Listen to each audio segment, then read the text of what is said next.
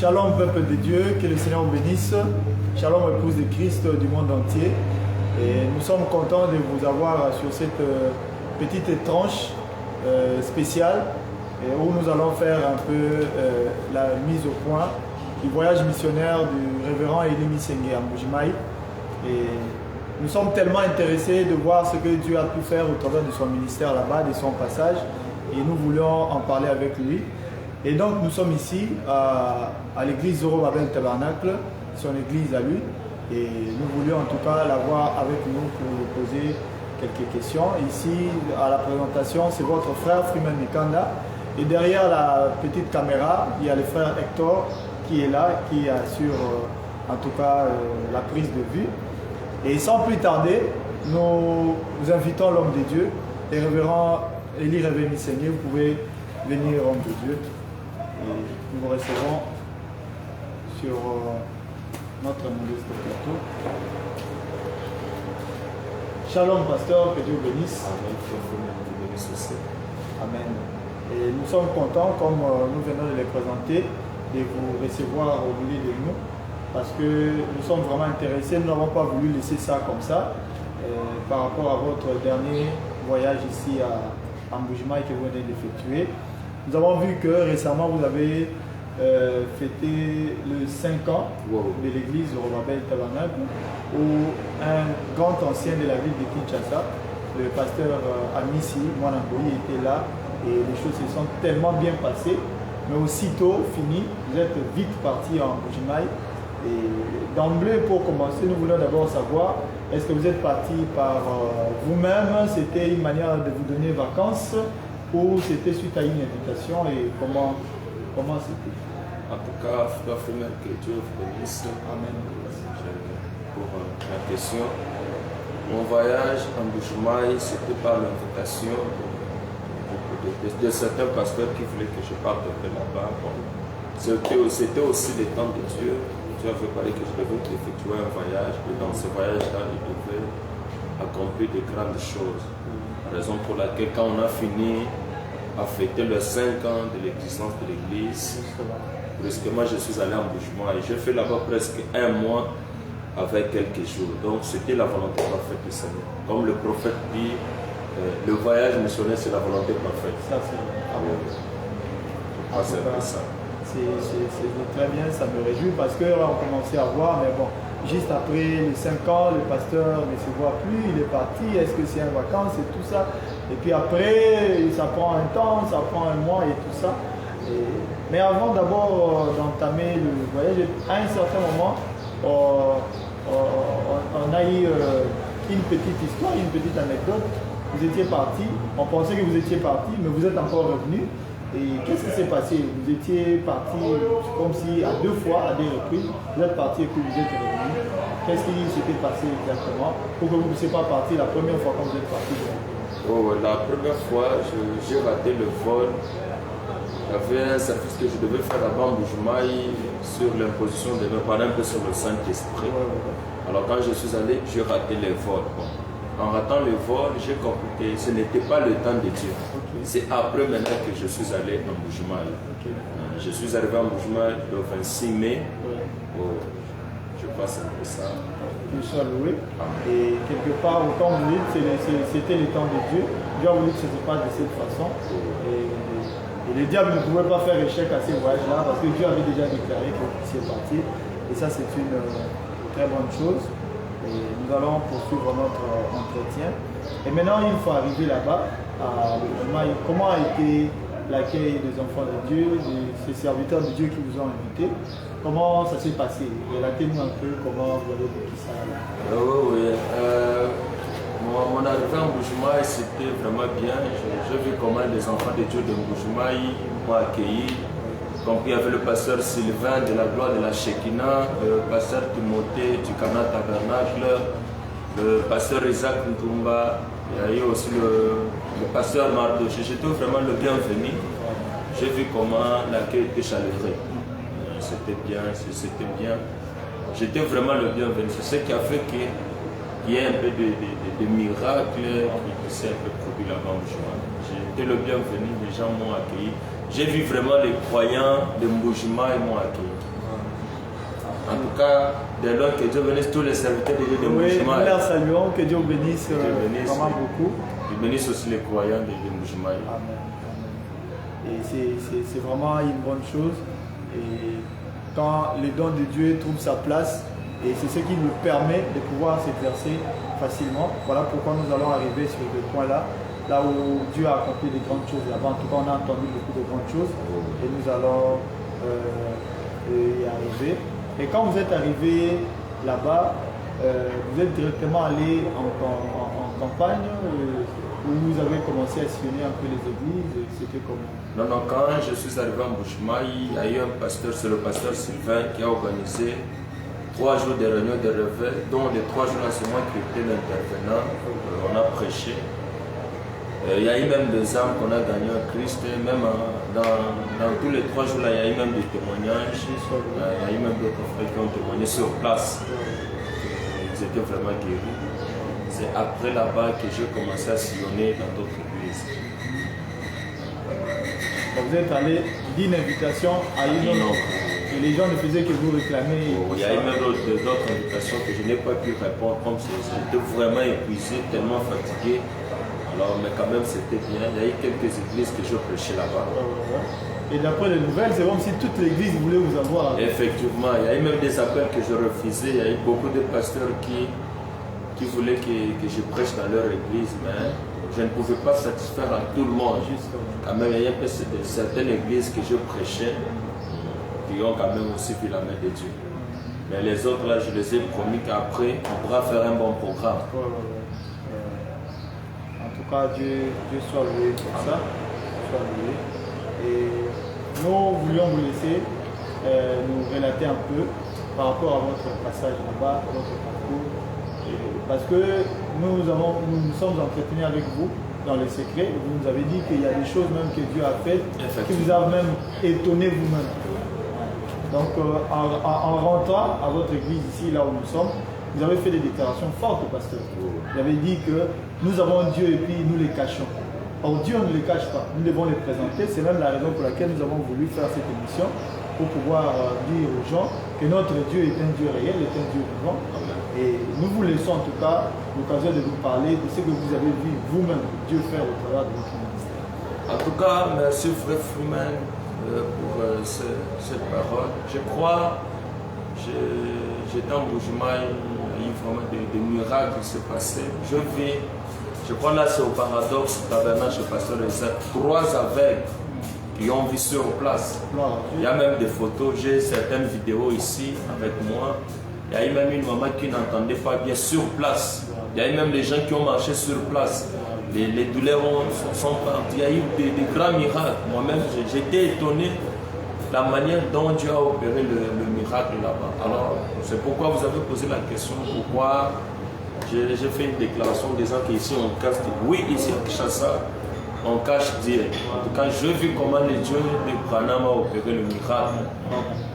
Il y a eu des miracles. Je crois après cette émission, on pourra balancer dans d'autres vidéos, des photos, des gens qui ont témoigné. Il y avait une maman qui était venue à l'église, qui ne voyait pas bien. Alors ça a pris une courte prière sur place. La vie, elle a même écouté. Elle a même témoigné sur place. Il y a eu aussi une autre. Il y a eu même un papa qui a fait beaucoup des années sans faire des mouvements.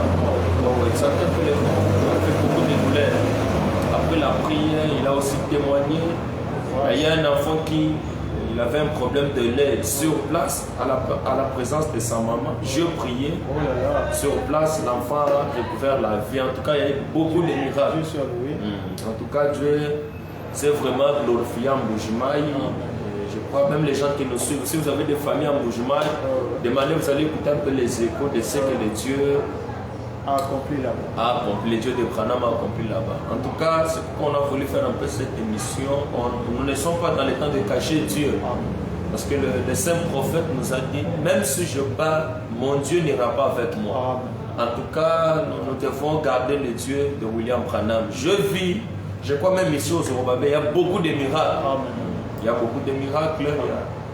Il y a des sœurs qui ne mettaient pas au monde, des 7 ans, 5 on a prié, ils ont des enfants. Il y a une sœur qu'on a fait amener qui avait le problème de la mémoire. Bientôt elle sera mariée. Alléluia. Gloire à Dieu. Gloire Amen. à Dieu. Il y a aussi le frère, il est aussi ici, il est venu, la cuisse pourrie. On a prié, il est rétabli. En tout cas, il y a eu beaucoup de miracles. Quand je vis comment le Seigneur est en train de faire le miracle, j'ai dit non, on ne peut pas cacher ça. Parce que la lumière, on ne peut pas la cacher. Elle doit être vue.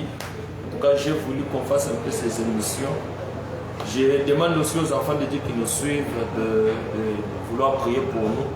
Nous sommes en train de voir, nous voulons organiser une grande campagne juste au terrain Mimosa.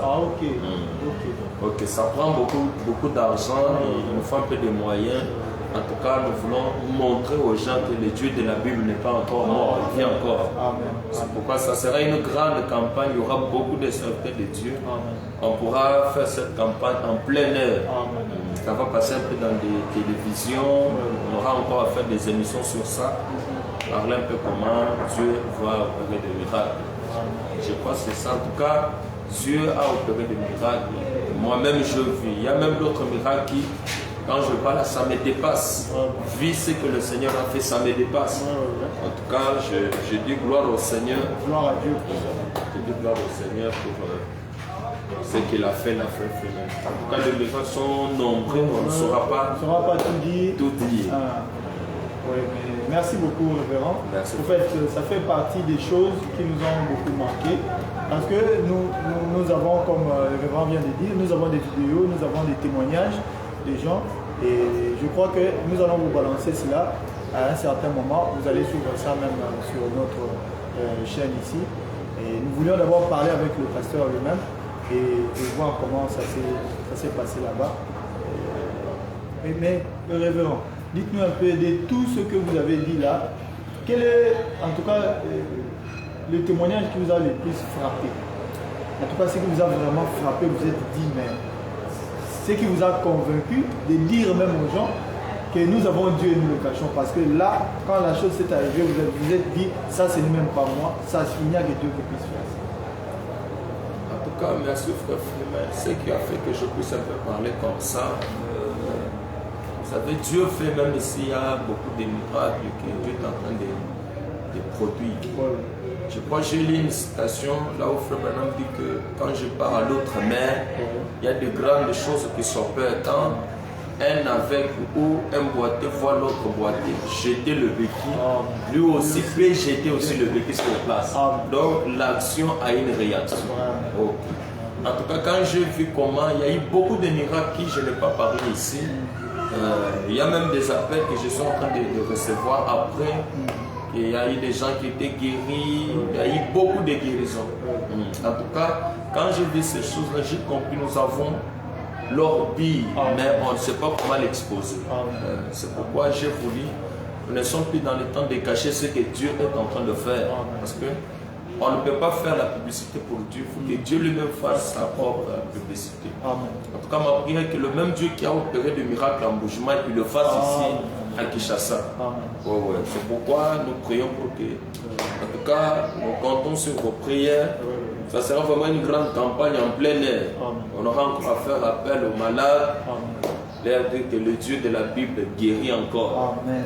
Il est encore vivant. C'est ce qui a motivé ma foi pour voir qu'en tout cas, nous cachons Dieu. Nous cachons Dieu. Il y a vraiment de miracles. Mbuji Mayi, bien que, en tout cas, Mbuji Mayi a palpé la main de Dieu avec ce petit ministère que le Seigneur nous a donné. Il y a eu même le discernement que Dieu a fait. Ça a beaucoup béni les enfants de Dieu. Dieu soit loué. Amen. En fait, pour nous, ce n'est pas un secret ou ce n'est pas une surprise. Et je crois que pour ceux qui sont des Zorobabel, ils savent combien le ministère du révérend est une bénédiction pour nous. Et nous sommes simplement contents de relayer ce que les autres ont aussi eu la chance de pouvoir vivre là-bas en Mbuji Mayi. Et nous croyons que ce n'est pas tout, comme le révérend vient de le dire, notre Dieu est toujours vivant. Et nous croyons que vous allez aussi nous soutenir dans les prières par rapport à la campagne qui sera organisée au terrain Mimosa. Parce que nous vivons un temps où, comme le prophète nous a aussi prêcher cela, il y a encore cette grande réclamation des gens pour dire que messieurs, nous voudrions voir Jésus. Jésus n'est pas mort, il est vivant et nous devons le manifester au monde. Et c'est un peu dans ce sens-là que les choses vont aller. En tout cas, nous apprécions beaucoup votre travail par rapport à tout ça. Et nous avons vu votre ministère, il est un peu compliqué, il est si puissant. Mais qu'est-ce qui fait que vous êtes si distrait, vous êtes si, je voulais dire, discret? En tout cas, vous ne faites pas trop de bruit, comme le font généralement beaucoup de gens. Malgré la manière dont Dieu est en train de vous utiliser, vous restez toujours humble, vous restez effacé. Ça, c'est une qualité exceptionnelle. Quel est votre secret par rapport à tout ça? Oui, merci Frère Freeman pour cette question. Je crois, même le prophète, pendant que je ne veux pas que les gens parlent de lui, il y a eu d'autres guérisons. Je me rappelle, il y a une histoire dont le prophète relate. Alors, cette histoire-là était que un jour, le prophète Canaan a prié pour quelqu'un. Les échos sont partis. Il y a eu maintenant une conférence dont le prophète Canaan était aussi là-dedans. Maintenant, quand les gens commencent à témoigner sur le ministère de Frère Canaan s'est caché. À tel point qu'il a pris même les lunettes noires, il a porté pour que les gens ne le voient pas. En tout cas, quand j'ai lu un peu cette histoire-là, j'ai compris que malgré tout ce que le Seigneur peut faire, il faut que nous puissions nous effacer pour que Dieu lui-même puisse parler. En tout cas, j'ai copié cet esprit-là dans le prophète Canaan. Lui qui, Dieu, dans la chair humaine, et vu comment Dieu opérait de grandes choses avec lui. En tout cas, il ne voulait pas exposer ses rêves. C'est pourquoi vous remarquerez, il n'a pas même laissé beaucoup de vidéos. Donc, il ne voulait pas que les gens puissent beaucoup parler sur le miracle là, et le cacher cela. C'est pourquoi quand j'ai vu l'esprit qui est dans les prophètes, malgré tout ce que le Seigneur pourra faire, parce que ce n'est pas toujours un mouvement qu'il a fait, même ici au Zorobabel, il y a beaucoup de miracles. C'est pourquoi nous voulons que Dieu parle avec nous, pour que nous puissions nous effacer. Je crois que c'est un peu ça mon petit secret. Pour ça, c'est simplement merveilleux. Comme le révérend l'a dit, en tout cas, même Frère Branham lui-même, il était vraiment un fouillard du public. Malgré ce que Dieu a fait, nous savons comment Dieu l'a utilisé de manière puissante, au point que lui-même dit qu'il y a une catégorie de gens qui le considéraient comme Dieu, il y en a d'autres qui le considéraient comme un démon. Donc on ne savait pas où le placer, parce que Dieu l'avait fortement utilisé, mais il avait ces secrets-là, il s'est caché pour démontrer simplement aux gens le Seigneur Jésus-Christ. Et ça, c'est vraiment une qualité révérend. Que Dieu vous bénisse, puisse vous continuer comme cela. Et je crois que vous serez toujours une bénédiction pour l'épouse de Christ, vous serez une bénédiction pour nous en continuant d'agir ainsi. En tout cas, nous allons vous soutenir dans les prières, dans tout ce que nous pouvons faire pour pouvoir être en tout cas derrière vous. Et maintenant pour la campagne, vous pensez que nous puissions le faire, vous allez le faire à partir de quelle période? Ou vous êtes encore en train d'étudier les bons moments, comme vous l'avez dit? Merci beaucoup, Frère Freeman, pour la question. Sauf que cette campagne-là, ça sera une grande campagne qui demande beaucoup de moyens. On ne pourra pas encore fixer la date. Il faut qu'on organise un peu certaines choses. Parce que ça demande un peu la publicité, les télés, pour que les gens puissent un peu suivre cela. En tout cas, nous comptons sur vos prières, mais sauf qu'on aura fait une grande campagne dans le terrain du Mozart, pour les gens qui connaissent un peu le terrain du Mozart. On aura aussi invité d'autres chants qui vont aussi venir soutenir la manifestation. Mais sauf que nous avons ces programmes, mais la date n'est pas encore. La date n'est pas encore connue. Donc on va prendre le temps de pouvoir arranger cela, préparer cela. On va donner ça même après. Mais sauf que c'est un programme que nous avons. On n'a jamais posé avec l'église. Nous sommes un peu dans les préparatifs, voir ce qu'on pourra faire.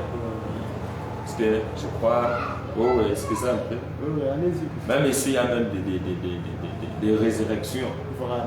Il y a deux sœurs qui avaient fait la crise, on a prié, ils sont rétablis. Il y a même un enfant qui, on a prié au téléphone, l'enfant est revenu à la vie. Amen. Dieu soit loué pour ça. C'est comme ce que je suis en train de dire, c'est-à-dire, ça c'est une qualité. Il y a peu de gens avec la grâce que vous avez et qui voient ici que Dieu est en train de faire, mais qui pourtant restent cachés. Il y a des gens aujourd'hui que nous connaissons et tout ça, et qui veulent s'afficher par rapport à tout ça. Mais ça, c'est une particularité, c'est vraiment une grâce. Et si vous continuez ainsi, nous croyons que Dieu fera encore de plus grandes choses que ce qu'il a déjà accompli. Dieu soit loué. Nous voyons comment Dieu est en train d'élever ses ministères. Il est vraiment en train de vous mettre même en contact avec beaucoup d'anciens qui vous aiment et qui vous apprécient. Et c'est vraiment quelque chose d'extraordinaire. Récemment, vous avez été chez les révérends, l'ancien pasteur Barouti. Et après, comme je venais de le dire ici, à votre 5e anniversaire de l'église, c'est l'ancien ami qui était là. Et en tout cas, presque partout, il y a le pasteur Timothée et toute la communauté de pasteurs là-bas en Mbujimayi d'où vous venez. En tout cas, qui vous adoptent et qui reconnaissent les dons, qui reconnaissent cette grâce-là. Et ça, c'est vraiment encourageant. Ça veut vouloir dire que vous devez continuer sur la même lancée et Dieu fera encore de plus grandes choses. Mais si vous avez quelque chose d'autre que vous pouviez dire et qui vous vient en tête et vous voulez dire ça aux enfants de vous. En tout cas, je remercie tout le monde qui nous suit. Je sais qu'il y a beaucoup de pasteurs réunis. Nous sommes là, nous comptons sur vos prières. Ce que nous sommes en train de faire, ce n'est pas pour nous montrer, nous sommes à la recherche des arbres. Parce que le prophète dit, tu ne peux pas montrer aux poissons la maison, il faut montrer la part pour que quand les poissons seront attirés, là tu pourras présenter la maison. Alors, la part c'est le miracle et la maison c'est la parole. Quand quelqu'un voit ce que le Seigneur fait, après on lui prêche la parole. On l'amène aux eaux de baptême. Je crois que c'est un peu ça notre vision, c'est ça notre mission. C'est pour chercher les âmes, je crois, avant que le Seigneur ne parte là, laissez Marc 16. Aller partout dans le monde entier, prêcher la bonne nouvelle. Je crois, vous imposerez les mots malades, ils seront guéris. Je crois que c'est ça la commission que Dieu a remis à l'Église.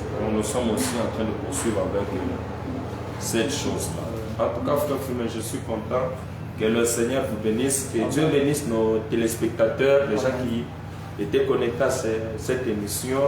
Je crois qu'on pourra encore revenir, toujours avec le frère Fumé. Nous vous aimons. Et le Seigneur vous bénisse. Je salue tout le monde, les pauses, partout, chaque personne qui va suivre cette émission. Que Dieu vous bénisse. Soyez connectés à notre page. Vraiment. Que le Seigneur vous bénisse. Nous allons libérer l'homme de Dieu, le serviteur de Dieu, qui va aller se reposer. Et, en tout cas, c'est fait un plaisir. Mais nous allons clôturer avec une toute petite question. Pas de problème. Une petite question. Vous êtes revenu comme un militaire qui est parti en guerre et qui a conquis le terrain, qui a vaincu. Et vous êtes rentré directement avec, en tout cas, une option de mariage. Et vous êtes là et puis vous avez célébré des mariages. Donc, vous êtes venu avec des... votre judiciaire a des grandes choses là-bas. Vraiment, vraiment. Oui, je crois que nous comptons sur le Seigneur. Mais il y a quelque chose que j'avais oublié. Nous organisons ici, au sein de notre église, 3 jours de réunion de réveil. Je crois que vous aurez à voir l'affiche. On aura aussi à parler sur ces 3 jours de réunion de réveil. Tous les 3 jours là, c'est moi qui dois prêcher. J'invite aussi les gens, les malades, les gens qui ont des problèmes, les gens qui ont des cas difficiles d'être aussi là. Dans ces 3 jours, mais ça sera presque dans 2 semaines. On aura fait l'invitation, les affiches seront sur les réseaux sociaux, aussi sur notre page. Je crois que c'est un peu ça, quelque chose que j'avais oublié. Ça c'est important. Bien aimé, retenez qu'avant la grande campagne, nous aurons d'abord 3 jours de réunion spéciale ici, des réunions de réveil, où vous êtes invités à venir. Si vous avez des malades, amenez-les. Ce n'est pas le révérend qui guérit, c'est le Seigneur Jésus-Christ qui guérit. Amen. Le même Dieu qui agit là-bas en Mbujimayi, qui agit ici. Voilà, même pas Branham. C'est le Seigneur Jésus-Christ qui guérit. Amen. Donc le même Dieu qui agit là-bas en Mbujimayi, dans le témoignage vous venez de les entendre, et qui agit ici à Zorobabel, c'est le même Dieu qui vous guérira. Ayez simplement la foi en venant, apportez les malades. Si vous avez un frère, vous avez un ami, et amenez-les. Et nous croyons à ces dieux-là, nous croyons à ces ministères-ci, et je crois que vous obtiendrez gain de cause. En tout cas, merci révérend. Merci. Nous vous prenons congé et que le Seigneur vous bénisse. Merci. Bien aimé, merci beaucoup d'avoir été là et de nous avoir suivis, en tout cas jusqu'à la fin. Que le Seigneur vous bénisse richement. Et nous sommes ici à Zorobabel Tabernacle, situé sur la rue Boîte numéro 5, la route Pompage-Nila-Maï, référence l'entrée Carré-Grèce. Si vous descendez là, vous demandez Zorobabel Tabernacle, c'est sur la rue Boîte numéro 5. Vous verrez même la pancarte un peu devant là-bas, Zorobabel Tabernacle. Donc vous êtes le bienvenu à tout moment. Et le programme de culte, c'est le mercredi, le vendredi et le dimanche matin que nous avons réunion ici. En tout cas, que le Seigneur vous bénisse et nous vous disons au revoir, à la prochaine.